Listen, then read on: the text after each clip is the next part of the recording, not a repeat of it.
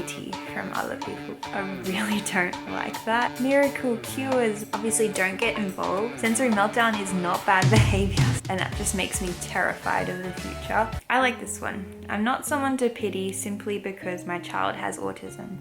This one is a big one because I do share a lot of my life on YouTube and Instagram, and lately it's been a lot of negative videos, and I'm sorry for that, but that is literally how our day went that day.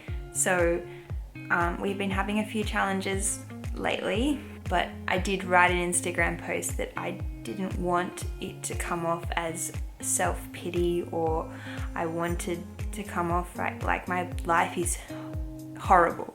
My aim is to create awareness and acceptance of autism, and for people out there who don't know anything about it or do know something about it, they can learn a little bit more about it and what it's like day to day. But also it's for the autism parents out there, so people who haven't had their child diagnosed yet or have had their child diagnosed, just to feel like they're not alone, and everything that they're going through, the daily struggles, the daily wins and successes, they're not alone. That is my aim for this channel. It's not, definitely not to gain pity from other people. But when I tell people that my son has autism, I would say 50% of the time people say, "Oh, I'm sorry." I really don't like that. It may just be ignorance, they don't really know, but it is not something to be sorry about. And I think that society's outlook on that should change. The next one is, as parents, we aren't looking for an autism cure. I like this one. There is no autism cure currently. I don't think that there ever will be, because autism is just a different way of thinking and processing, and I don't ever see there ever being anything that could cure it, because they're just different people. I've had a few comments about miracle cures of autism, and sorry, I don't believe it. You can't catch autism. So when I first saw this one, I was like, oh, they're talking about how some parents may think that by their child hanging out with a child with autism, they're gonna copy their behaviors and do all of that, which I honestly think is so sad, because that is part of the reason why children leave other children who have autism out of their socialization, and that just makes me terrified of the future. However, the article is actually talking about like catching autism, how like you would catch a cold, and I actually can't believe that there's people out there that think that autism is contagious. I guess again, it's ignorance. They don't know what autism is, and that is what my aim is here, to tell you guys about it. It is not contagious. My child is not trying to be difficult. This is a big one. So when you guys see the challenging behaviors in my videos, or if people are out at the shops and they see Jacob have a big meltdown because of the sensory overstimulation, he's not doing it to be difficult. He's not doing it to be bad or defiant.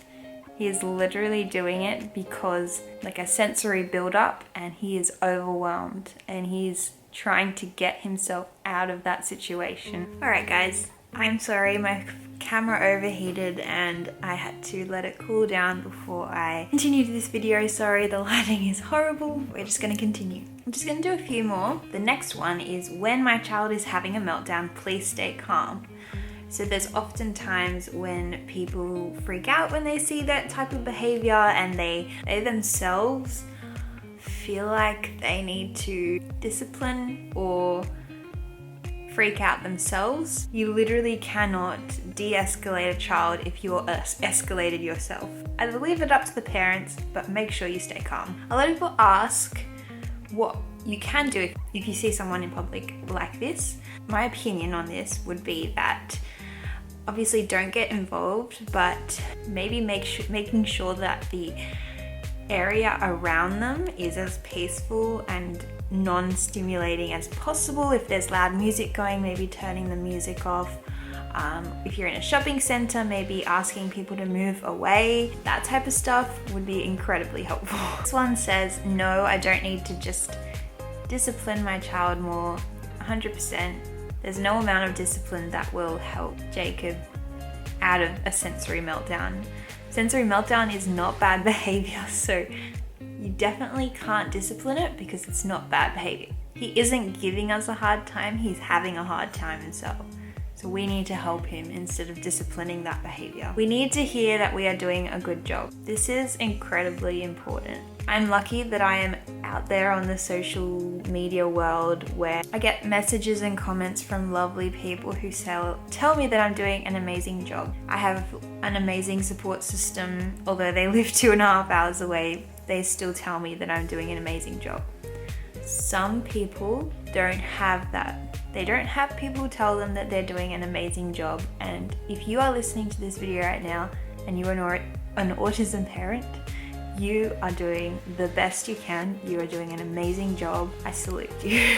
There is such a long list of things that autism parents have to think about. The fact that you've gotten through the day is amazing. Don't stop trying to include us. I haven't really experienced this. As you guys know, we don't know too many people around the place that we live, so we don't get out socially very much. We plan to do that more this year now that we are out of that baby stage with Jazz and we are kind of getting the rope of being a family of 4, but definitely want to be as involved as any other family in any social event. A lot of families experience not getting invited places and things like that because their child may not like that particular thing, or their child may have had a sensory meltdown the last time that they had it. The invitation is enough.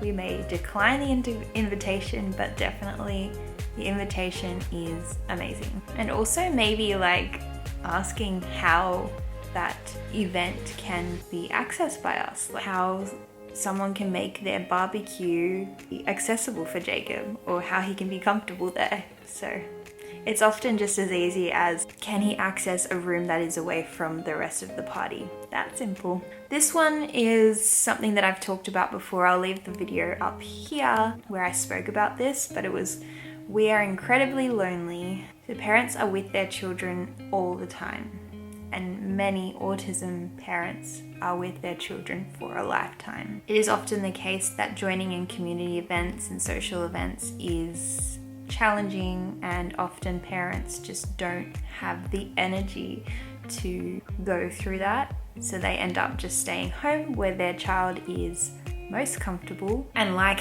we have experienced, we don't get out very much. When we go to playgroup or things like that, often find that I'm just running after Jacob, making sure he's not getting into anything instead of talking to the parents. So we want to try and work on that more, but definitely it is a lonely experience. I'm lucky again that I have this online community where I can talk to other people going through the same thing and not have to leave the comfort of our home. If you're a friend of a parent with a child that has autism, ask them if they're okay. It is a very hard thing to go through. Showing them that they're not alone is more than enough. And it's talking here about the divorce rates being so high amongst parents of children on the spectrum, which is scary. This is the last one I'm going to do, but it says, we don't need autism awareness, we need autism acceptance. And this is 100% true. And I always talk about autism awareness. However, our society is getting a lot better in the autism awareness side of things. We just need to be more accepting autism and make our society more acceptable to people with autism so that they don't have to adapt their entire lives to suit us. We need to meet them halfway, especially because it is so prominent in society today. Advancements in access to services, healthcare, employment opportunities, fair pay, and more quality education is what we need. Alright, that's pretty much it for today's video. It was very impromptu and I hope you guys enjoyed it. Definitely just some of the things that we as autism parents want you guys to know. If you're an autism parent, comment down below what you would like to tell people who aren't autism parents. What would you want them to know? Thank you for watching, and I'll see you guys in our next video tomorrow. Bye!